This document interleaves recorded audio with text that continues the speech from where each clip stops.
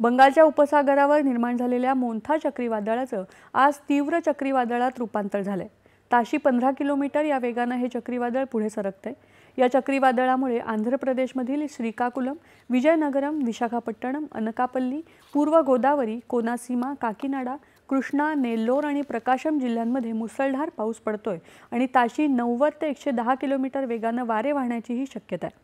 Montha वादळ आंध्र प्रदेशला धडकण्याची शक्यता आहे। तसंच यानम लगतच्या दक्षिण ओडिशाचा किनारी भाग आणि छत्तीसगडला उद्यापर्यंत अतिदक्षतेचा इशारा देण्यात आलाय। तसंच किनारपट्टी भागात मुसळधार पाऊस पडण्याचीही शक्यता आहे। शाळा आणि महाविद्यालये बंद ठेवण्यात आली आहेत आणि अत्यावश्यक सेवा वगळता बहुतांश दुकानं बंद ठेवण्यात आली आहेत। अनेक रेल्वे आणि विमानसेवाही रद्द करण्यात आल्या आहेत। मच्छीमारांना समुद्रापासून दूर राहण्याचा इशारा देण्यात आलाय। मुख्यमंत्री एन चंद्राबाबू नायडू यांनी काल परिस्थितीचा आढावा घेतला। 35,000 पेक्षा अधिक लोकांना मदत छावण्यांमध्ये हलवण्यात आले।